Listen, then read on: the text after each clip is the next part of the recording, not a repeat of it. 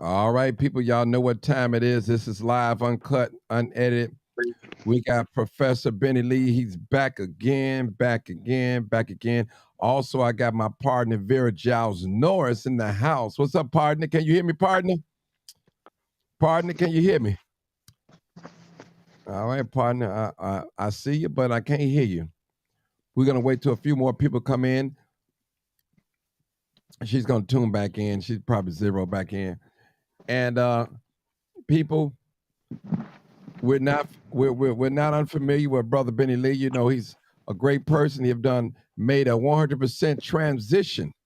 So he wants to share some information with us, and I want to hear it. I want to give a shout out to Mark Mitchell, Teamwork, Englewood, for allowing us to make this possible today. So, guys, I need you to listen in, share the video. Please share the video. Please share the video. Okay, brother Brennan, I don't know where you want to start, but anywhere you want to start, it's all right with me. Go ahead, it's on you. Okay, thanks for having me back. Last Yes. time I really enjoyed myself. I was able to reflect on some things and share it back out. And we pretty much talked a little bit about Martin Luther King's motto, building a beloved community. You know, and this is a Mhm. non-violence approach because we got such violence in our society. Like Yes. our like our society was built on violence. You know, all through the Constitution, it was built on violence. You know, even legitimate violence, as they call it. You know, you can legally shoot somebody, stand your ground. You know, Hmm. even the cartoons with the children. You know, Bugs Bunny and them, they violent. You know, children learn how to do violent things through cartoons. You know, it's just violence everywhere. So people just been programmed to be violent and respond to situations that rub them the wrong way in a violent way. And so, what I've been doing for the last, I would say, 6 years is this thing of building a beloved community that Martin Luther King talked about. Is that if we're going to have a beloved community, there's three things this society has to be free of. One is racism, another one is militarism, and the other one is poverty. Hmm. As long as those three evils, as he called it, exist, we're going to have some violence. And that's what we talked about last time I was on. But this week, I want to talk about six principles and six steps of nonviolence, right? All right. And Martin Luther King believed that in order for them to do nonviolent, people have to learn some non. For example, when they demonstrated and they went in other ethnic groups' community, they knew that they were going to be attacked. They're going to be harassed, shot at, probably lose their lives, right? So anyone that marched with him, they had to adhere to those principles before they marched. Because his thing was, now if we go in this community and we get attacked, and if we retaliate with violence, then we will look like the perpetrators of the violence. So we got to remain nonviolent.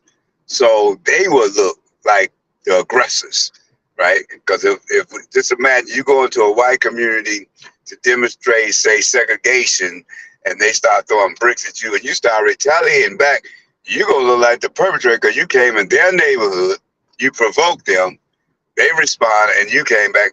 You the one gonna go to jail, and rightfully so, the law enforcement gonna lock you up. So Martin Luther King say to avoid that, we have to remain nonviolent. So his first principle of nonviolence, there's six of them. The first principle is nonviolence is a way of life for courageous people, not cowards. And what do you mean by that? He said, okay, we're gonna go over here, we're gonna address these Jim Crow laws, you know, where they forbid blacks from voting and owning licenses and testifying against whites in court. So we're gonna go over here and address it. Now, when we go over here, we may go to jail, we might get killed, we might get spit upon. And now if you not ready to deal with that, then you shouldn't march. It ain't for you.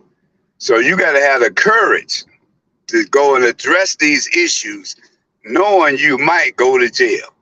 Because their whole thing was called social disobedience, civil disobedience, meaning they're going to break the law to change the law, right? They got to break the law to change the law.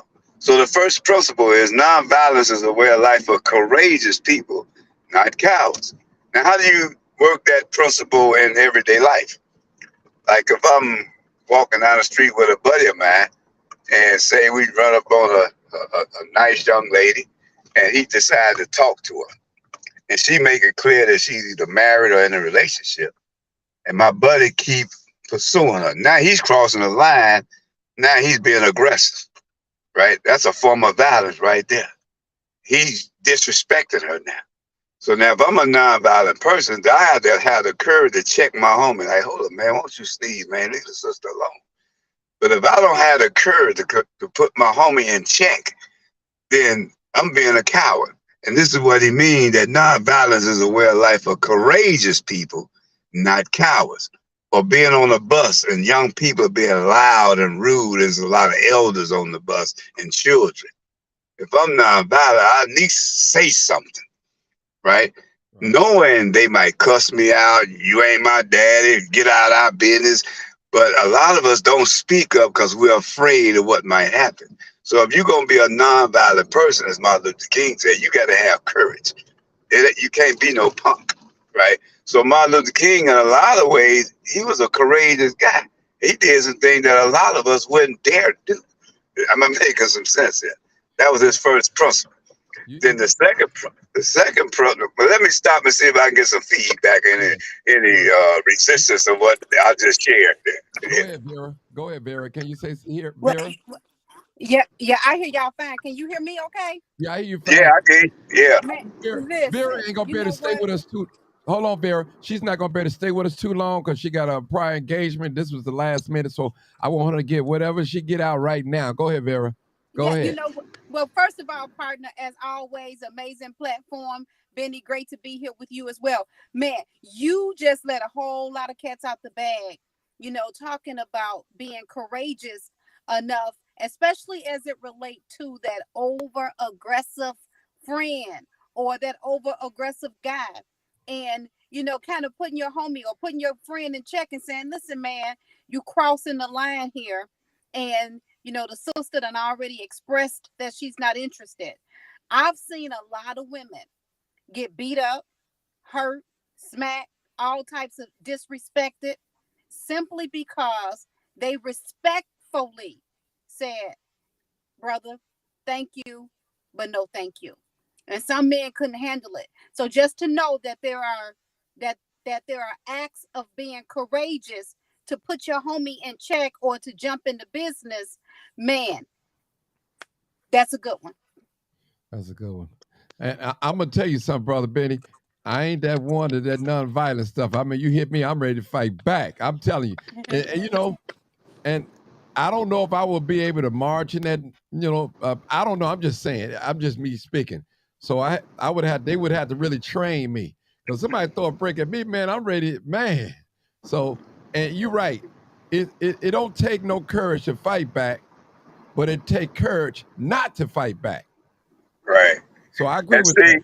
And what about spitting on you? That's a whole nother ballpark. Yeah. Like you somewhere marching and somebody haul off and spit on you. Ooh-wee.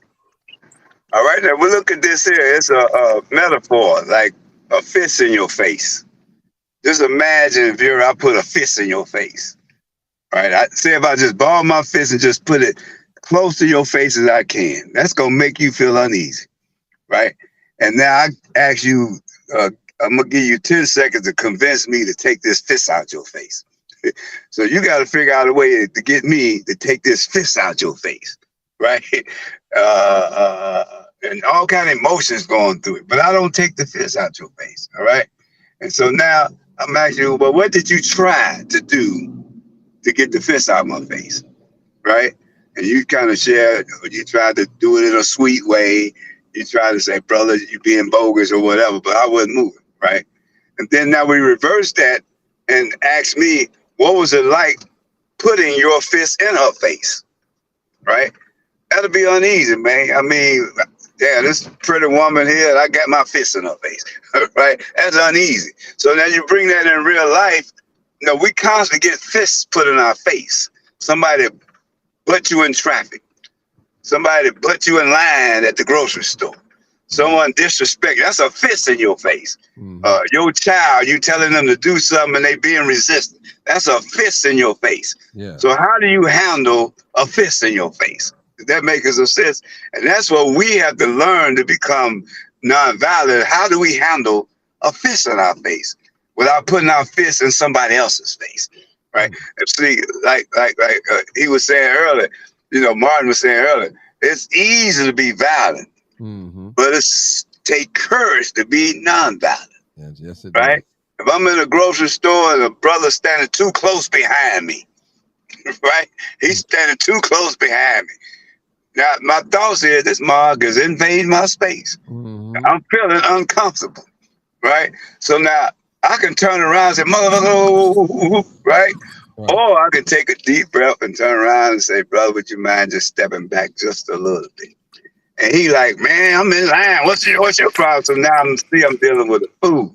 So it takes courage for me to humble myself for all these people looking, because everybody been trained to say, knock his head off. Right. But if I'm nonviolent, no problem, brother. You can step in front of me and I'll step back 2 people behind him. Because I know what this can lead to.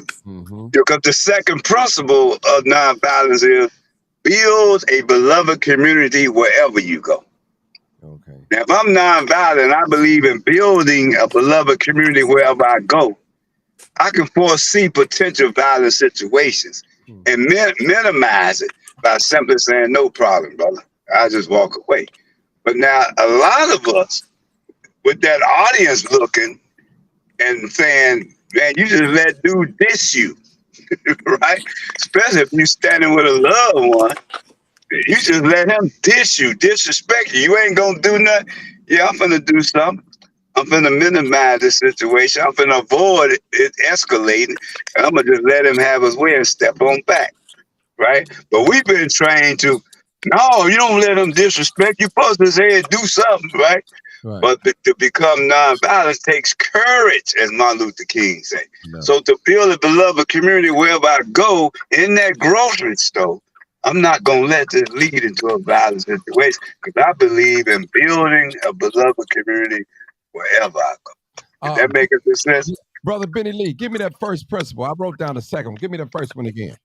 Nonviolence is a way of life for courageous people, not cowards. Okay, is a way of life. For courageous people, not cowards. Right. Okay. And see, to become nonviolent, you got to have the attitude. It's like, I'm courageous. Right? I'm going to say something even to my wife, even though I know she might go off on me. But I got to say something, because if I don't say nothing and I say, okay, yeah, you're right, and I walk away, how can I like me when I know I didn't stand by my yes? My yes is not my yes, and my no is not my no. I just compromised. How can I feel good about what I just did? I got to have the courage to speak up. See, and a lot of us struggle with speaking up because we worry about how others might see us. Right. Like in the grocery store, people looking on. You just let dude just diss you, right? Right. And if I can buy into the sideline, then I'm gonna be violent. So I'm letting the crowd control my actions. And you know what? Right? I was just thinking, Benny, because as you said that was really humbling. Because I can only imagine being in the store with my husband, and for him to do something like that, you have to have the right mate. Because if you're practicing non-violence and being courageous enough to say, you know what, brother, it ain't even worth my time or my dime for me to get into it with you when I am in a position knowing that it takes courage to do what I'm doing. You got to have the right woman, Because Right. I can hear some women now saying, man, you a punk, you let him do this. And sometimes Right. women Right. will kick it off even before you can kick it off.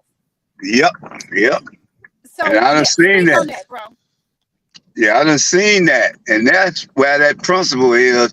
Nonviolence is a way of life of courageous people, not cowards. You got to have the courage to confront your woman and point out to her, look, we on our way to see your mother. Do you want to interrupt this, seeing your mother, to deal with this like this? Because if something happened physically, violently, they're going to call the police. Now the police involved. They take us both to the state. Do we really want our day to be interrupted like that? You see what I'm saying? So it ain't like he punked me. It's I avoided a situation, you know, because I done been in a situation coming out of a Jewish parking lot and young guys pull up in a car. I can't get out. They can't get in. They 4 deep. And I know they probably strapped with a pistol. Now my ego can kick in like, man, they don't know who I am. Right? But shoot, them little brothers, they got guns and they shoot me up and all that stuff. I ain't ready to shoot nobody. Right? Now, when I was young, yeah, I'd have been to penitentiary. I done shot people. I've been charged with murder, the whole shebang. But now, as an older guy, a grandfather, a husband, a homeowner, I don't want to jeopardize that. Right? So I learned how to look at things different now. It ain't like they punking me. It's just I'm avoiding a situation. So my perception of a situation kind of dictate how I feel about the situation. If my perception is they punk me, then I'm gonna feel angry, feel punk, and I gotta do something. But if my perception is, I understand they young, okay, no problem, no brother. Y'all have y'all way, I'm gone, to avoid a situation. I could feel good that I had the courage to humble myself and walk away. Yeah. Right. But in my old perception is, man, who these little motherfuckers think they is? Yeah. Right. Then I'm going to respond the old way. And chances are when the police come, they take my fingerprints and theirs, I'm going to be the bad guy. Hey, who going to suffer? Who going to suffer? Yeah. Let me ask you a question real quick for the young people. For those of young people that have a lot of social media beef, they put posts on, ton each other, violent posts. You know, ton the other person with guns showing what they're going to do to the other person. What advice you would give to young people that's listening in right now? Even some adults, they get caught up in that going back and forth. I call it lip boxing on social media. Them are what you call Facebook gangsters. Mm-hmm. They ain't real gangsters. Mm-hmm. Gangsters don't do all them threats and talking and stuff, right? Now, once you post something, and your homies see it, they homies see it, the world see it. Then when you come face to face with that person, now you forced to back up what you said. And you don't want that embarrassment of, okay, no, now you're going to look like a punk because you ain't going to follow through on what you said on the Facebook. So you setting yourself up to do some things real against your will, right? So I advise, don't even post that stuff. Don't even buy into that, man. Right? Because when you see that person face to face, or one of their homies might see you and recognize you, and you don't recognize, you might recognize him, but you don't know all his homies. Now you got some problems you ain't really ready to deal with. And I don't think young people, I would say people, period, don't think beyond that. Because I've been to penitentiary, and I know some guys that ain't never coming home that wish they can replay that day all over again. Praying, wishing, man, I wish I could just replay that day because I'm never going home. Right? I've seen homies of mine, man. We get down that penitentiary, 10 years go by, and then it hit them. Damn, man, I got 100 years. It didn't hit him until after being in the joint 10 years. Then it hit him. Damn, I got 100 years. And that same 18, 19-year-old guy that put a switch on there, turn that regular gun into an automatic and shoot people 30 times, all that kind of stuff, he ain't thinking half that molly. And then he locked up. Now, 10 years later, he realized, because now he's older, damn, man, I wasted my life being young and stupid. But it's hard to see that right here, right now. Mm-hmm. See, I know what it's like to go in front of a judge and the judge say, you need to get a lawyer because the state is seeking the death penalty. Because I spent 3 years on death row. And young guys, they talk tough, But they don't know how tough they are until they in that situation and that judge say, you need a lawyer because you facing 50 years and he know his homie done got away. Now you really say you not a stool pigeon? Your homie done got away. He probably was the trigger man, but they got you and they facing you with 50 years. What you gonna do? You don't know what you could say what you might do, but when you get put in that situation, you don't know what you might do. And I done seen that over and over with a lot of guys, man. Until they get in that shit, reality kick in. Now they like Scooby-Doo. Right? So these principles of nonviolence is for us to see. If we don't have an alternative to violence to deal with things in a nonviolent way, then our only way of dealing with it is violence. But when we got some new principles to live by called nonviolence, then we like the first principle: nonviolence is a way of life for courageous people, not cowards. The second principle: build a beloved community wherever you go. Right? The third principle: attack the forces of evil, not the person doing the evil. A good example: a white police officer attack the forces of evil, not the person doing the evil. And the way that look is, we don't attack the police that killed the young black boy. We attack the forces of evil that make it comfortable for that police to kill him and protect him. Like birds that did all the torturing. Right. We don't attack birds. We attack that system because that system, even though birds tortured a lot of brothers, they end up doing life and 30 years in prison, but birds still walked away with his pension. Right? Because that force of evil protected, that system protected him. So until we attack the system, then these police officers be more mindful, knowing that, man, if I shoot somebody running from me, they're going to charge me with murder. I'm going to lose my job. I'm going to lose my pension, right? Because they got new policy because somebody done challenged that system. Stop letting these police off the hook. And then those police started being a little more mindful what to do. So that's why Martin Luther King say, attack the forces of evil, not the person doing the evil. Man, you know what? I'm hearing scripture ringing out to me. And I don't know if this one, Martin, I don't know if you caught this one. You know, that scripture that says, attack the evil. What's the scripture? It was just on my tongue. We wrestle not against flesh and blood. Is that one?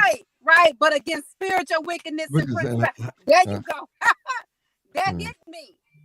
Like, because that's exactly what that represents. So, you know, even everything that you're saying, I'm literally being able to take it. And I'm not necessarily religious, but I'm literally able to take it and put it on a spiritual realm and say, man, that'll hit.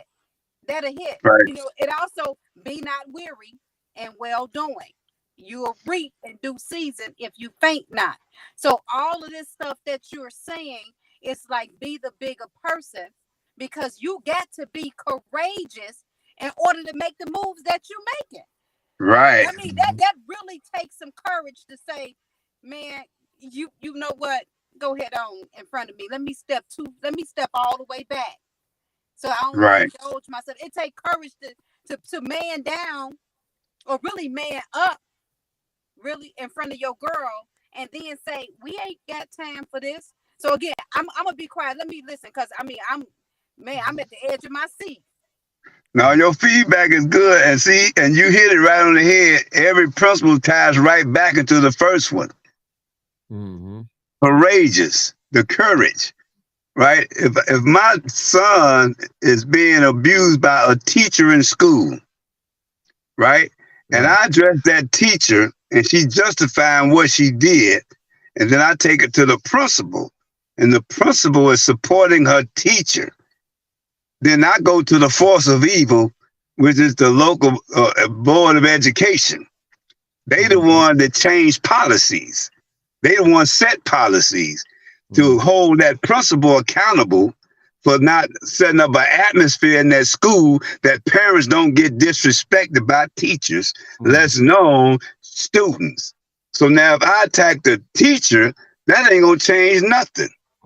But if I attack the board of education, and their policies, now that teacher and that principal can be held accountable and be mindful of what they do, because there's a policy in play that not only would you lose your job, you might be charged and go to jail for it.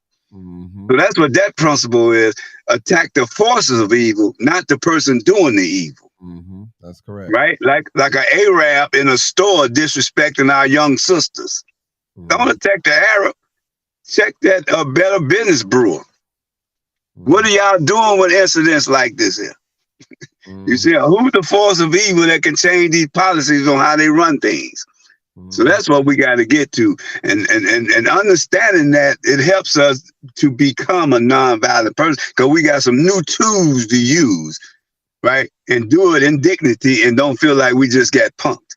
And so now that fourth principle is, can you accept suffering without retaliation for the sake of the just cause? Can you accept suffering without retaliation for the sake of the just cause? So how does that look in everyday life? I pull up in a gas station, and there might be 4 or 5 young brothers hanging out front of the gas station selling their blunts or whatever, or their cigarettes, or whatever they do, and they blocking the doorway. And I like, excuse me, brothers, you mind if I get by? And they, all that stuff. That's a form of suffering for me. Right? And I get inside, pay for what I got. Now come back, I got to go through the same thing. That's a form of suffering, right? And I can get in my car and I can start premeditating, the next time I come up here. And if this happens, this is what I'm going to do. So now I'm premeditating violence before it even happened. I'm setting myself up to come back, because I'm going to run into that situation over and over again, right? So now, can I accept that moment of suffering for the sake of the just cause? And what's my just cause? If I retaliate on the spot, not only that I might get hurt or I might hurt somebody, the police get involved. Do I want to go through all of that, man, when I could just simply accept that, walk away, go somewhere, process that stuff, get a balance, so when I run into that situation again, I do not act on what I've been premeditating. I'm not setting myself up. You see what I'm saying? Yeah. I agree with everything you said. For those that don't know you, just give us a little bit about your history. Take 2 or 3 minutes real quick, because you have not always been like this. I want people, because some people that don't know you, they probably think you was once a nice guy, but tell them you was a terrible person once upon a time in your life, but you transformed by the grace of God. Give us a quick history real quick, real quick. You ain't got to go into super detail. Go ahead. Well, I come off the west side of Chicago. I was a vice lord at the age of 13. Matter of fact, I was the chief of a branch of the vice lord nation at the age of 13. Dealt with a whole lot of violence. We shot a lot of people. We bust a lot of people's heads with bats, right? Guys couldn't say certain things to me. I've been to penitentiary, Stateville, Pontiac. Right, I'm a little guy, right? There's a lot of big guys down there. So I had to prove things, busting guys in the face with 25 plates of weights and all this kind of stuff. Make a example out of people, in a violent way. No talking. We don't want to hear that. That's how I was, right? But now that I'm older and I do have a home, I have a elderly parent I got to be there for. I don't want to jeopardize nothing to take me away from these people that's relying on me and depending on me. And then because I've made a lifestyle change, I'm not built up to, it'll be hard for me today to grab somebody and bust their head with a bat. When I was younger, I wouldn't hesitate to do that. Today, I would hesitate, rethink it, because I'm older and more mature. But it took a lot of transformation for me to start seeing myself different as a different man, and seeing the world different, and then seeing myself functioning in the world different. I still live in Chicago. I still run into a lot of disrespect from guys out in public, at the gas station, in the grocery store, right? Even some guys I interact with want to be rude and all that stuff. And that's a form of suffering. So I've learned how to self-regulate, where I ain't got to react.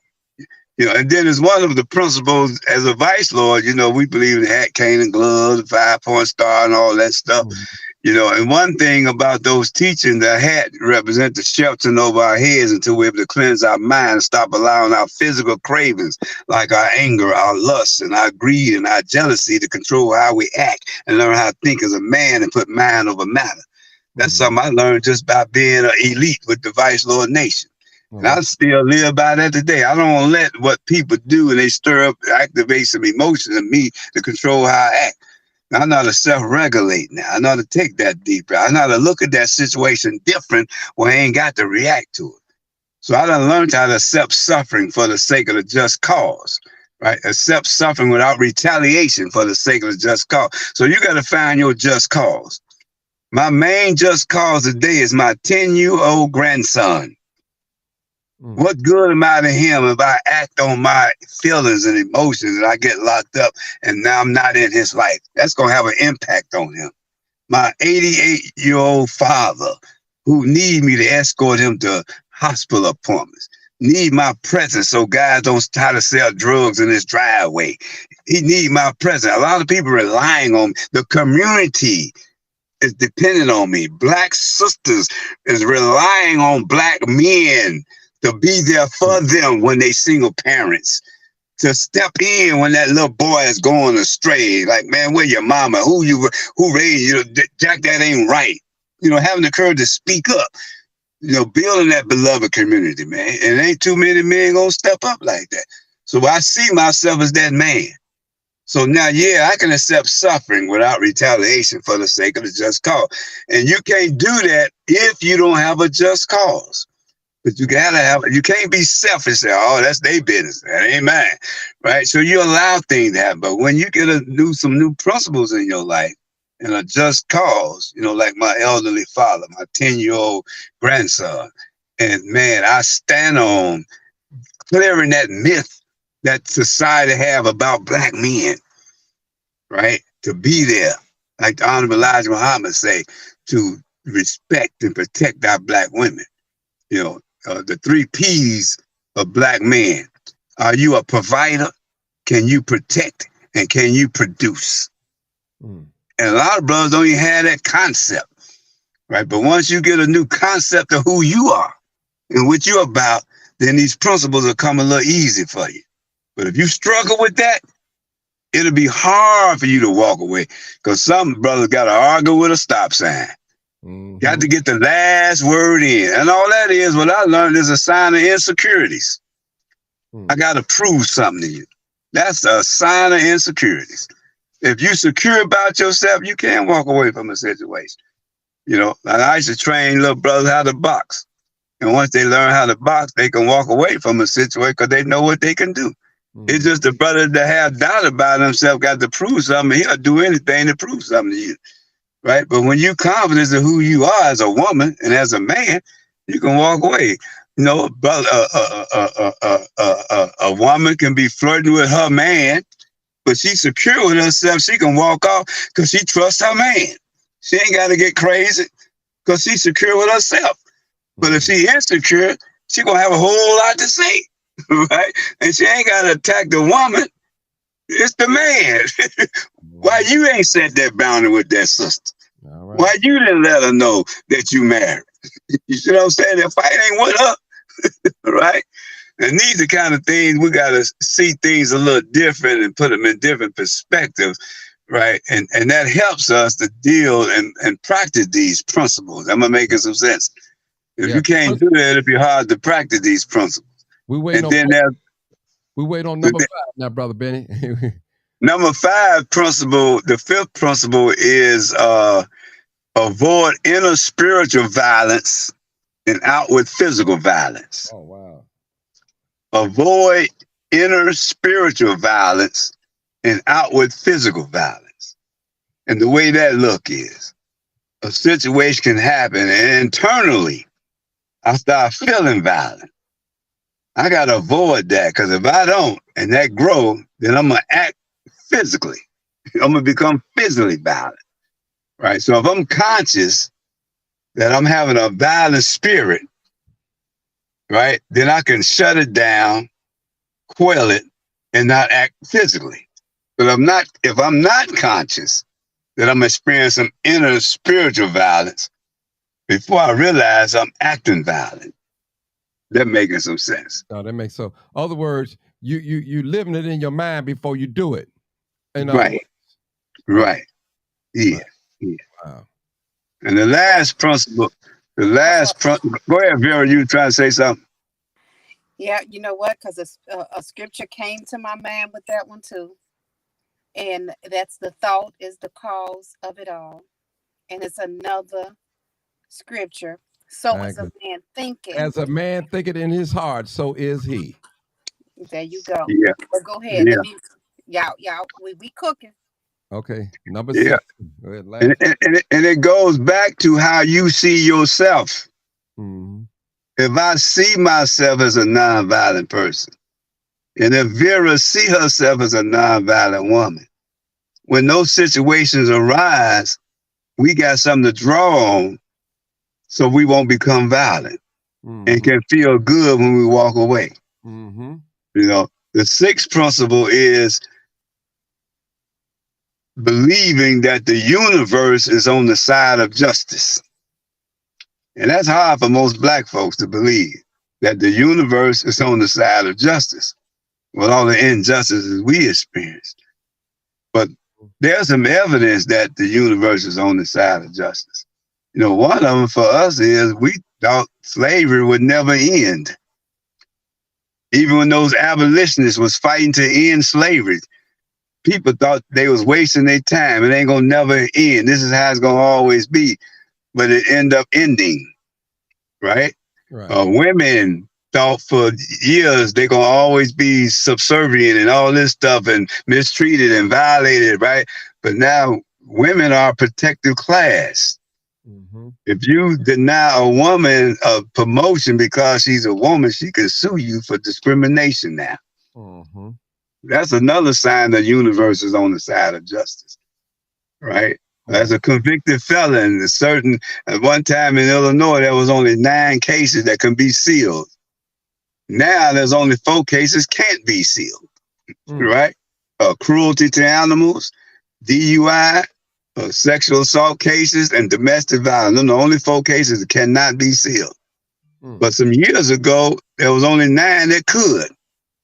Now convicted murder can get their record sealed, or armed robbery, or dope trip, right? So that's just a sign that the universe is on the side of justice. The world haven't changed totally, but gradually it's changing, and just believing, like Martin Luther King said, I might not see it when you get there, but he just believes it's coming. He's been to the mountaintop. So a lot of what he saw then that didn't happen, now that he's gone, it done came into reality. See? True. Yeah, like when he, now we get into the steps of nonviolence. You know, the first step is to gather your information, get your facts, right? That's the first thing you do is gather your information, get your facts. That's your first step. So when Martin Luther King was challenging Jim Crow and all them laws, he got his facts together. And 3 major facts he came up with. First of all, Jim Crow laws was a direct violation of Black people constitutional rights. That's one fact. The second fact is Jim Crow laws was a direct violation of federal laws. That's a fact, right? And the third fact was the federal government knew that Jim Crow laws existed and was violating federal laws and Black people constitutional rights and hadn't did nothing to change it. Those were the 3 facts. So when he gathered those 3 facts, he went to step 2. Share your information, educate, even your opponent. So he had to educate President Kennedy. He had to educate the Attorney General, President Kennedy's brother, Robert Kennedy. He had to educate Governor Wallace. He had to educate them on the facts and had them look at it, right? And then he had to educate the community so they'll know how they were being discriminated and their rights were being violated. So that's the second step. Get your facts together, then you educate people on those facts. And sometimes when you bring an awareness, some facts to a situation that your opponent don't have, and may get them to look at the situation a little bit different now. Because now they see something they never thought about. And then even listen to your opponent, because they got some facts too. And when they share their facts, it helps you to look at the situation a little different. But that's the first step. Gather your facts. The second step, educate, share that information. The third step, right, is to be committed to follow this through, right? Make a personal commitment to follow it through, right? And then the fourth step is to sit down and negotiate. But you got to be clear on what you're trying to negotiate with, right? It could be something like me being married, and I believe, say, my wife is cheating on me. My first step is to go get my facts, right? Then my second step is to educate her on my facts. Mm-hmm. Then my third step is to commit to follow this through without being violent, right? Got to throw that in there. That's my third step, is to commit it to follow this through without being violent. Then the fourth step is to sit down and negotiate with her what I need, right? And part of my negotiation is my facts, right? And part of the negotiation is sharing with her what are my thoughts about her actions, how I feel about her actions, and what do I need in this situation, right? And if she really loved not just me, but the relationship, because the relationship is not me and her. The relationship is what's going on between us. Mm-hmm. Do we trust each other? Do we support one another? Are we fair to each other? If we doing that, then that's our relationship. But if we're not trusting each other, if we're not respecting each other, then that's the relationship, right? And so that fourth step is sit down and negotiate. But you got to be clear on what you're trying to negotiate. And so when Martin Luther King and them sat down at the negotiation table, they were negotiating for the right to vote, the civil rights bill, all that stuff. And so when they walked away, right? The civil rights bill was passed. President Kennedy got assassinated, but Johnson became the president and he signed off on it. The Voting Rights Act, that was changed. Now blacks can vote, right? Because they went through they got the first step, they gathered their facts. The second step, they educated people. The third step, they made a personal commitment to follow through. And then the fourth step, they sat down at the negotiation table. But initially, the negotiation failed because they didn't do anything, President Kennedy and Governor White. So they went to the fifth step to take direct action. And their direct action was to boycott, the March on Washington, all those things to bring attention to the world of the wrongdoing of the federal government, the force of evil. Does that make sense? Because the only way Bull Connor and the South can continue to practice Jim Crow laws, because the federal government hadn't did anything to shut it down. So the federal government was the force of evil, right? And it goes back to that principle: attack the force of evil, not the person doing the evil. Right, Bull Connor and George Wallace, they did the evil, but the force of evil was the federal government that wasn't doing anything to challenge the evil. See how all that ties in? Right? And then after you take your fifth step and do direct action, then because now you're bringing attention to the issue. Then you go back to the table to negotiate, and that's what they did after they took direct action and they boycotted the buses and all that stuff, and a lot of kids went to jail and all of that, right? And that brought national attention, and even had white folks looking at, man, that's a shame how they treating these black. Right. So when they sat back down at the negotiation table, the Civil Rights Bill was passed. The Voting Act bill was passed, right? But they went through those steps. First step, getting their facts together. Second step, sharing and educating people on those issues. Third step, they made a personal commitment to follow this through without violence. The fourth step, sit down and negotiate with the opposition. Fifth step, when negotiation failed, take direct action to bring attention to the issue. Then go back to the negotiation table. but you got to be clear on what you negotiate. And then the sixth step, and they believe reconciliation. Don't walk away looking at your enemy like an enemy, right? Walk away and say, hey, we came to a resolution. Don't stoop low and look at them as an enemy, because that's a spirit you don't want to carry around. Animosity, resentment, and all that kind of stuff, right? So that's what that sixth step is about, reconciliation, right? Being fair, looking at even your opposition as human beings. They deserve to be respected, right? So those six principles and six steps of nonviolence, right? Beautiful. So Beautiful. Benny, we ain't gonna hold you, man. We gotta do this again, man. God dog. I mean, I gotta have you come on private, man, talk to some of these folks, man. You gave us a wealth of information. I've learned some things. I really learned some things, and coming from you, knowing your history and your past, that's motivating, right there. That goes to show you that anybody can change. Anybody can change. You got to be willing to put the work in, though. You got to be willing to put the work in. So, again, Benny, we're gonna leave it right there. I'm gonna let you go with your family, man. I appreciate you. We've been on here for quite a while, almost an hour. Appreciate you, brother. Thank you for coming on for the last minute. People, I called him today, and he decided to come on today. So it was, we worked it out. So I appreciate you, brother Benny. Anything you want to say before we go? Well, again, I just hope people, what they can take away with this here is that we living in a violent world, and a lot of us been programmed to respond to things. When we really assess ourselves and really look, we are some violent people.